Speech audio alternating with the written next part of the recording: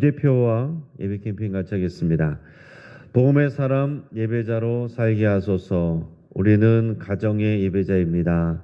우리는 영적 예배자입니다. 우리는 삶의 예배자입니다. 아멘. 묵상 말씀 요한복음 12장 24절 우리 세 분 같이 하겠습니다.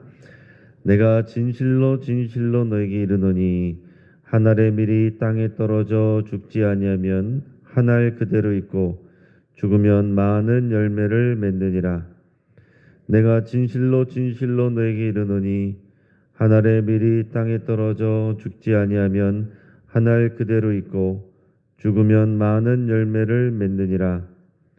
내가 진실로 진실로 너에게 이르노니 한 알의 밀이 땅에 떨어져 죽지 아니하면 한 알 그대로 있고 죽으면 많은 열매를 맺느니라. 아멘.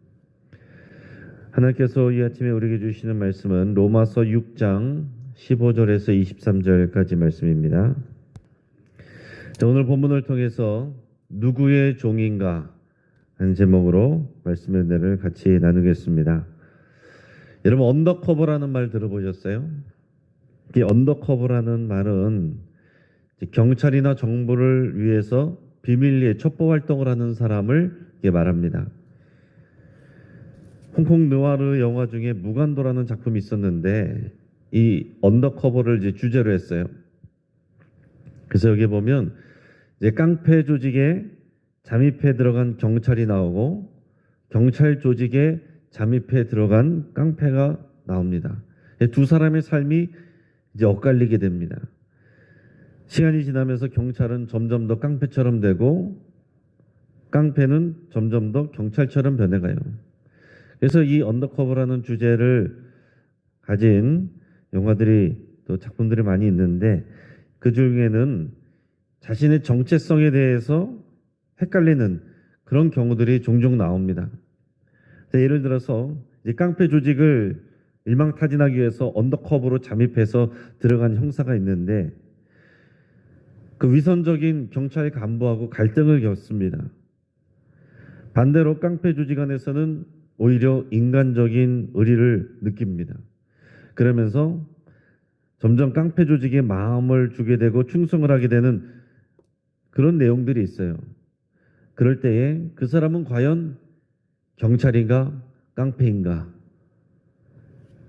이게 굉장히 중요한 주제가 됩니다. 여러분들, 우리 그리스도인들도 마찬가지예요. 우리가 구원을 받았다라는 것은 무슨 의미냐면 흑암의 세계에서 빛의 세계로 옮겨졌다. 우리의 영역과 우리의 소속과 우리 정체성이 바뀌었다라는 것을 말합니다. 예전에는 죄의 종로로 타던 사람이었는데 이제는 의의 종이 되었다라는 얘기예요. 그러나 때로는 우리가 의의 종이 된 그리스도인들인데 예전처럼 죄의 종로로 타면서 살아가는 사람들이 있을 수 있다는 얘기죠. 여러분, 우리도 우리 자신들이 예수님을 믿는 그리스도인들인데 하나님 나라에 속한 사람들인데 예수님을 믿지 않는 사람들하고 똑같은 일을 하는 경우들이 있을 수 있습니다. 예전에 저질렀던 죄를 저지르는 경우들이 있을 수 있어요. 더 나아가서 공식적인 범죄 행위로 인해서 뉴스 기사에 나오는 그런 목사나 장로들도 있습니다. 그러면 그들은 과연 하나님의 종인가? 죄의 종인가? 우리 이런 질문들을 하게 되고 오늘 본문에서 그것을 다루고 있습니다. 자, 오늘 본문의 15절 16절 말씀을 우리 같이 읽겠습니다. 그런즉 어찌하리요? 우리가 법 아래 있지 아니하고 은혜 아래 있으니 죄를 지으리요? 그럴 수 없느니라. 너희 자신을 종으로 내주어 누구에게 순종하든지 그 순종함을 받는 자의 종이 되는 줄을 너희가 알지 못하느냐? 혹은 죄의 종으로 사망에 이르고 혹은 순종의 종으로 의에 이르느니라. 아멘. 자, 앞에서 뭐라고 그랬냐면은 그리스도인들은 법 아래 있지 않고 은혜 아래 있다라고 그랬어요. 이게 14절에서 언급한 내용이었습니다. 또 이것을 시간적으로 말하면 법 아래 있다는 것은 무슨 표현이냐면 율법의 판단을 받는 옛 언약 시대에 속해 있다라는 것이고, 은혜 아래에 있다라는 것은 새 언약, 예수 그리스도를 믿음으로 인해서 새 언약 시대에 살고 있다는 것을 말합니다. 여기서 말하는 법은 율법을 말해요. 이 공간적으로 말하면 법 아래에 있다라는 것은 죄와 사망이 왕노릇하는 그런 영역에 있다라는 얘기고, 반대로 은혜 안에 있다는 것은 예수 그리스도가 왕노릇하는 영역에 있다라는 그런 표현입니다. 다시 말해서 그리스도인들은 소속된 영역이 달라졌고 정체성이 달라졌다는 뜻이에요. 우리 그리스도인들은 더 이상 법 아래 있지 않고 은혜 아래 있게 된 사람들입니다. 이어서 우리 17절 18절도 같이 읽겠습니다. 하나님께 감사리로다. 너희가 본래 주의 종이더니 너에게 전하여 준 바 교훈의 본을 마음으로 순종하여 죄로부터 해방되어 의에게 종이 되었느니라. 아멘. 여기서도 같은 말이죠. 하나님께 우리 감사될 내용이, 우리가 원래는 죄의 종이었습니다. 여러분, 우리가 예수님을 믿기 전에는 누구나 다 죄의 종이었어요. 죄와 사망이 우리에게 왕노릇하고 있었습니다. 죄를 짓지 않으려고 해도 죄를 지을 수밖에 없는 존재. 그리고 그 뒤에서 이 사탄이 우리의 왕노릇하는 그런 존재였습니다. 그러나 오늘 말씀에서처럼 너희에게 전하여 준 바 교훈의 본을, 이거 복음입니다. 예수 그리스도를 믿어 구원에 이르는 이 복음, 이 복음을 너희가 마음으로부터 믿고 순종하였다라고 그랬어요. 그래서 너희가 죄로부터 해방되어 의에게 종이 되었느니라. 소속이 바뀌었다라는 얘기예요. 죄로부터 해방되었다는 것은 더 이상 우리가 죄를 안 짓는 존재가 됐다는 그런 표현이 아닙니다. 죄의 그 왕노릇하는 데서 놓여져서 우리가 정죄받지 않고 심판받지 않는 하나님의 은혜 안에 들어가게 됐다, 그런 표현이에요. 그래서 우리가 살고 있는 영역, 우리의 존재, 그 소속, 그 정체성이 달라졌다는 것을 말했습니다.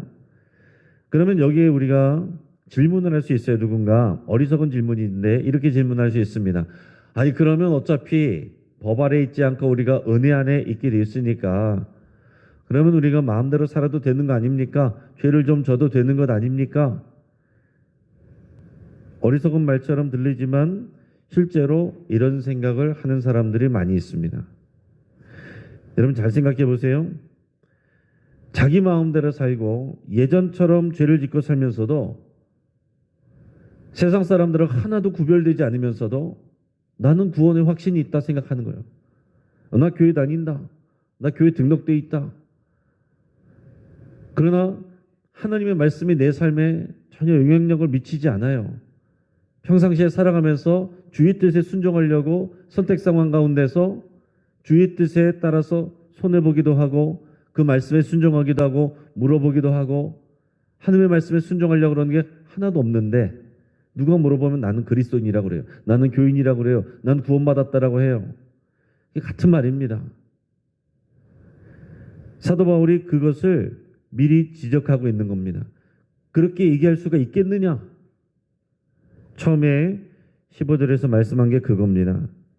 그런즉 어찌하리요? 우리가 법 아래 있지 아니하고 은혜 아래 있으니 죄를 지으리요. 누군가 그렇게 물어볼 수 있는 걸 생각하고 미리 얘기하는 겁니다. 죄를 져도 되는 거 아닙니까? 그럴 수도 있는 거 아닙니까? 똑같이 사람들하고 예수님을 모르는 사람들하고 똑같이 살면서 그렇게 죄를 지면서도 우리는 은혜 아래 있는 거 아닙니까? 그렇게 구원받게 되는 것이고 우리는 보장받은 거 아닙니까? 이렇게 생각할 수 있다는 거예요. 그러면서 그렇게 죄를 지어도 되겠느냐?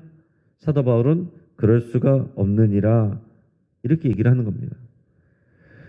우리에게 적용해서 말하면은 우리가 그리스도인이라고 말하고 빛의 영역으로 들어온 사람들인데 죄의 영역에 사는 사람들하고 똑같이 산다면 그게 그럴 수 있겠느냐?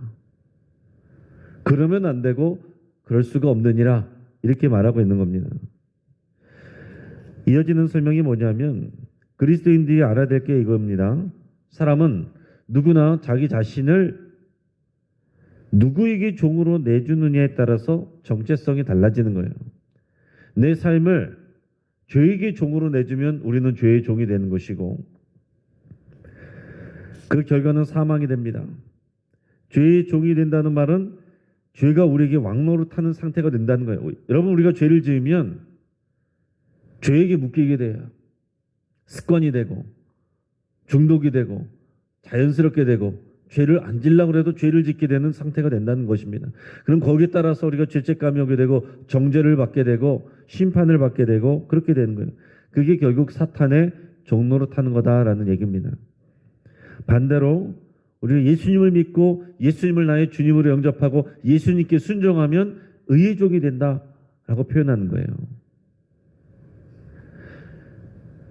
근데 내가 예수님을 믿는다는 것은 알면서도 예수님의 종이 되어 하나님의 종이 되어 순종한다는 것은 생각하지 않고 살아가는 사람들이 많이 있습니다. 여러분, 예수님은 죄인을 위해서 대신 죽으셨고 예수님을 믿고 영접한 사람은 하나님의 은혜로 의롭다고 칭함을 받았습니다. 이게 무슨 얘기예요? 우리가 어떤 공로가 없다는 얘기입니다. 우리 어떤 자격이 있어서 구원을 받은 게 아니에요. 은혜로 구원을 받았습니다. 그게 은혜 안에 사는 우리들의 정체성입니다. 그러면 당연히 죄의 종로로 탈 것이 아니라 의의 종로로 타며 살아야 된다는 거죠. 마땅한 일입니다. 근데 이것을 우리가 선택할 수 있다는 거예요. 우리가 이제는 죄에서 해방이 된 존재이기 때문에 더 이상 우리가 어쩔 수 없이 죄를 짓는 존재는 아니다라는 얘기입니다. 우리가 예수 믿고 나서 자유롭게 됐는데 이제는 우리 스스로 우리 삶을 우리 지체를 그리스도께 헌신하고 주의 종으로서 우리가 살 수 있는 우리가 그 선택을 할 수 있고 여전히 죄에다가 내 삶을 내놓을 수 있는 주의 종으로도 살 수 있다는 얘기입니다. 예수님을 믿고도 주의 종으로 살 수 있다는 얘기예요. 그리스도인이라고 하는데 내가 아무런 양심의 가책도 없이 예전에 짓던 죄를 똑같이 짓습니다. 예수님 믿지 않는 사람들이 손해보지 않으려고 거짓말하고 사기치는 것 똑같이 하는 경우가 있습니다. 그게 과연 주의 종이냐 의의 종이냐 성경이 우리에게 물어보시는 거고 우리는 우리 스스로에게도 물어봐야 되는 거예요. 내가 진짜 그리스도인이냐 이 질문이 될 수 있는 거죠. 거듭 말씀드리지만 교회 다닌다라고 해서 세례받았다고 해서 진짜 그리스도인이 다 되는 것은 아닙니다. 그리스도에게 순종하여 그 말씀을 따라 사는 사람이 그리스도인이죠. 물론 우리가 수준이 연약할 수 있어요. 그러나 우리가 그때마다 우리가 회개하고 또 우리가 주님 앞에 그 말씀에 순종하려고 우리가 나가는 겁니다. 예수님을 믿었다라고 해서 죄를 전혀 안 져야 된다는 그런 표현이 아니에요.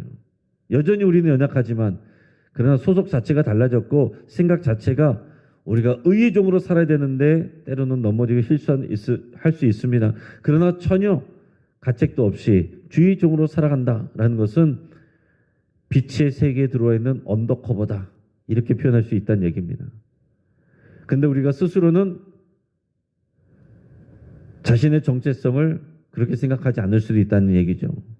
나는 누구보다도 의의 종이라고 생각하는데 주님이 보실 때 너는 죄의 종이다. 이렇게 얘기할 수 있다는 겁니다.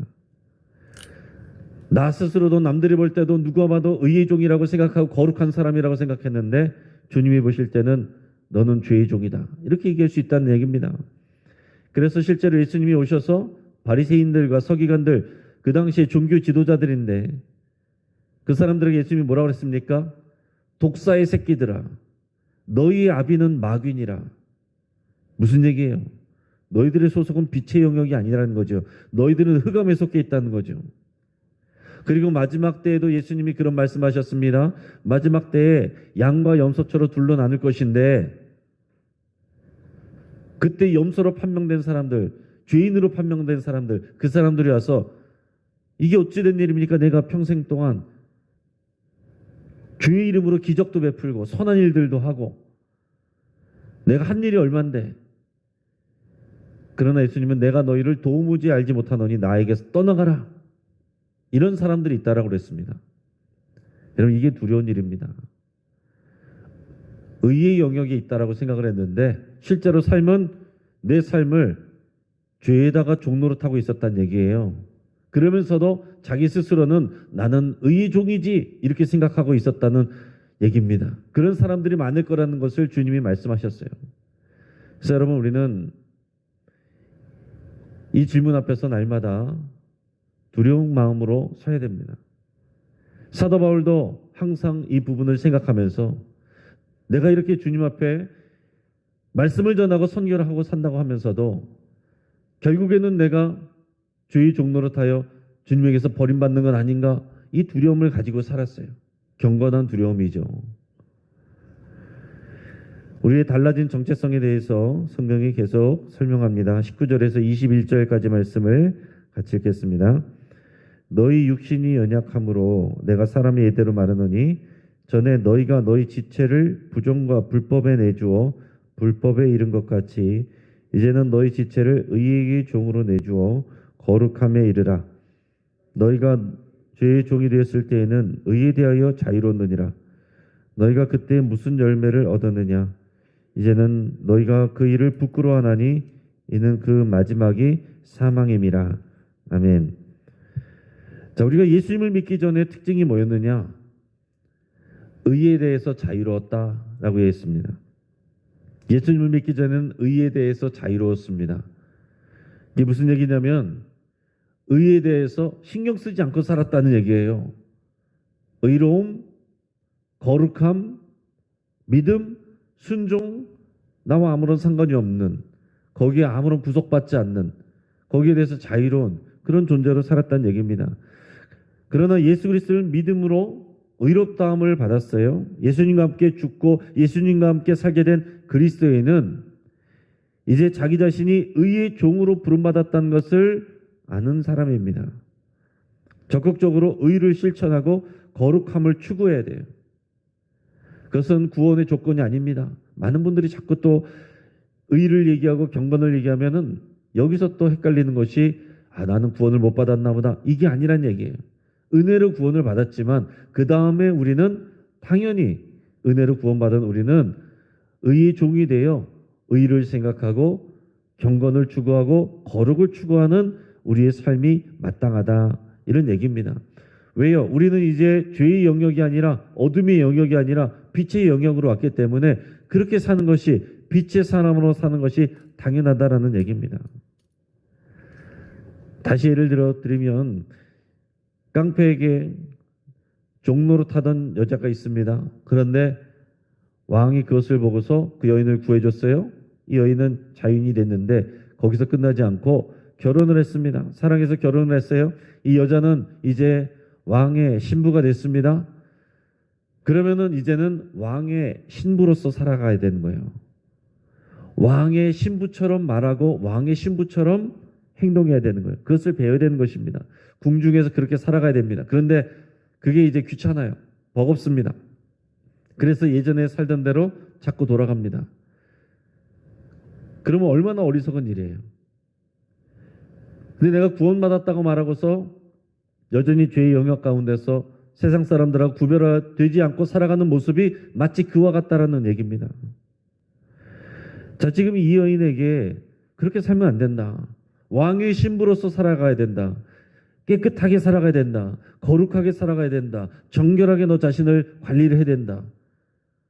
그럴 때 그 여인이 왜 나를 이렇게 힘들게 만드느냐? 왜 나를 괴롭게 만드느냐? 이렇게 따지 묻는다면 그게 말이 되겠습니까? 오늘날 우리 그리스도인들에게 의로움을 얘기하고 거룩함을 추구해야 된다고 얘기했을 때 이걸 귀담아 듣지 않는 사람들이 많이 있을 수 있어요. 내가 예수님을 믿고 내 행복과 성공을 위해서 도움을 받기 위해서 예수님을 믿었지, 내가 그렇게 의로움을 추구하고 거룩을 추구하고 세상 사람들과 구별되어서 그렇게 피곤하게 살려고 예수님을 믿었느냐, 이렇게 생각하는 사람들이 있을 수 있다는 얘기죠. 지금도 예수님을 믿는다고 생각하고 교회로도 다니고 하지만은 이 생각을 못하고 있는 분들이 있을 수 있습니다. 내 마음대로 살면서 예배하지도 않으면서 그러면서 나는 빛의 자녀지, 은혜 안에 살고 있지, 나는 구원받았지 생각하는 사람들이 많이 있을 수 있다는 얘기예요. 우리가 서로는 알 수가 없습니다. 또 교회 안에 있어도 알 수도 없어요. 우리는 얼마든지 거룩한 척할 수 있거든요. 우리는 얼마든지 위선적으로 살 수 있거든요. 주님 앞에 섰을 때에 양과 염소로 나누게 될 때에 우리는 반드시 양으로 판명이 나야 되고, 그리고 잘했다, 충성된 종이라고 그렇게 칭찬을 받아야 됩니다. 우리가 평생을 교회에서 일하고 봉사하고 대접받고 영광받으면서 살았는데 예수님이 내가 너를 도무지 알지 못한다, 독사의 새끼들아, 이렇게 얘기하면 얼마나 그것은 충격이겠어요. 돌이킬 수 없는 일입니다. 저도 그래서 어릴 때부터 그런 것을 늘 생각을 하면서 제 최고 목표는 하나님 앞에 섰을 때에 칭찬받고 잘했다, 사랑하는 아들아, 나의 종아, 이렇게 칭찬받는 거. 사람들에게 칭찬받고 인정받는 것이 아니라 하나님 앞에서 칭찬받는 거. 때로는 사람들에게는 이해받지 못하고 인정받지 못할지라도 그거는 괜찮을 수 있어요. 그러나 하나님 앞에서 인정받지 못하면 그것은 정말 큰일 나는 것입니다. 그것은 사망입니다. 오늘 우리가 교회 안에서 신앙생활하는 우리들도 마찬가지예요. 사람 앞에 인정받고 못 받고가 중요한 게 아니라 그 가운데서도 하나님 앞에 의의 종으로 살아갈 때 하나님 앞에 받을 칭찬이 큰 것입니다. 사람 앞에 칭찬받지 못해서 인정받지 못해서 넘어지고 떠나간다면 하나님 앞에서 칭찬을 받을 수가 없겠죠. 우리가 하나님 앞에 칭찬받고 인정받는 그것을 바라보며 살아가야 됩니다. 마지막으로 22절 23절 같이 읽겠습니다. 그러나 이제는 너희가 죄로부터 해방되고 하나님께 종이 되어 거룩함에 이르는 열매를 맺었으니 그 마지막은 영생이라. 죄의 삭은 사망이요 하나님의 은사는 그리스도 예수 우리 주 안에 있는 영생이니라. 아멘. 자, 구원을 받은 것은 죄에서 해방되어 자유를 얻었다는 뜻입니다. 그러나 거기서 끝이 아니라 하나님의 종이 되는 거예요. 하나님의 종이 되어서 의의 종으로 의를 추구하고 거룩함을 추구하면서 살아가는 삶이 되는 겁니다. 하나님의 종은 거룩함의 열매를 향해서 나가야 되는 거예요. 그래서 우리는 우리의 삶의 목표는 세상 사람들과 똑같이 행복과 성취, 성공이 아니라 거룩함이어야 돼요. 의로움과 거룩함이 우리의 삶의 목표여야 됩니다. 그 끝은 영생이라고 그랬어요. 마지막 23절에 이것을 한마디로 표현해서 죄의 결국은 사망이라고 그랬고 하나님이 주신 은사, 은혜와 선물은 결국 그리스도 예수 안에서 주시는 영생이라고 그랬습니다. 이 영생, 예수님을 믿으면 우리가 영생을 얻는데 그 안에 뭐가 있는 거예요? 거룩함과 의로움에 충성하고 종노릇하는 우리의 삶이 있는 겁니다. 이걸 똑 띄워버리고 구원받고 영생받고 이 안의 내용은 죄의 종으로 산다. 빛의 세계에 사는 언더커버죠. 이제 말씀을 정리합니다. 우리가 구원받았다는 말은 죄의 영역에서 의의 영역으로, 은혜의 영역으로 옮겨졌다는 의미와도 같습니다. 그러나 거저 구원받았다고 마음대로 죄짓고 살아도 되는 것은 아닙니다. 그리스도인이어도 죄를 지면 죄의 종노릇하게 되는 것이고 그리스도인은 의에게 종노릇해야 됩니다. 의로움과 거룩함을 추구해야 된다라고 그랬습니다. 그것은 우리에게 구원의 조건으로 내미는 게 아니에요. 이미 은혜로 구원받은 자에게 마땅한 요구입니다. 죄의 결과는 사망이고 하나님이 주신 은혜와 선물은 그리스도 안에 있는 영생이다 그랬어요. 이 영생을 받은 우리는 적극적으로 의와 거룩을 추구하면서 살아야 됩니다. 그 끝에 하나님이 주시는 영생과 영광이 있습니다. 주님 앞에서 마지막 때에 칭찬받고 영광받고 존귀 여김을 받는 저 여러분 되기를 주의 이름으로 축복합니다. 같이 한번 기도하겠습니다. 여러분 이 시간 우리가 말씀을 붙잡고 함께 기도할 때에 예수님을 믿고 순종하며 사는 것이 크게 은혜임을 고백하며 감사드릴 수 있기를 바랍니다. 오늘 우리가 이 시간 이렇게 신앙생활할 수 있고 또 나가서 우리가 새벽에 주님 앞에 나올 수 있는 건 하나님의 큰 은혜이고 사랑입니다. 의와 거룩함을 추구하며 우리가 의의 종으로 살기로 여러분 결단할 수 있기를 바랍니다.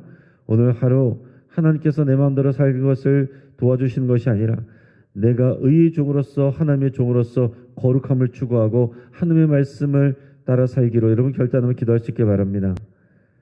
예수님을 주라고 고백하면서도 내 마음대로 살았던 것, 내가 주인대로 살았던 것을 여러분 회개하며 기도할 수 있게 바랍니다.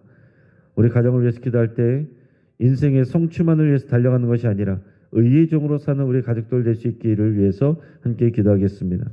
오늘 이 수요 예배를 위해서 함께 기도하시고 러시아와 우크라이나의 전쟁, 이 남과 북한의 전쟁이 평화적으로 종식되기를 위해서 우리 간절히 기도하겠습니다. 우리가 주여 한번 부르짖고 합심해서 함께 기도합니다. 주여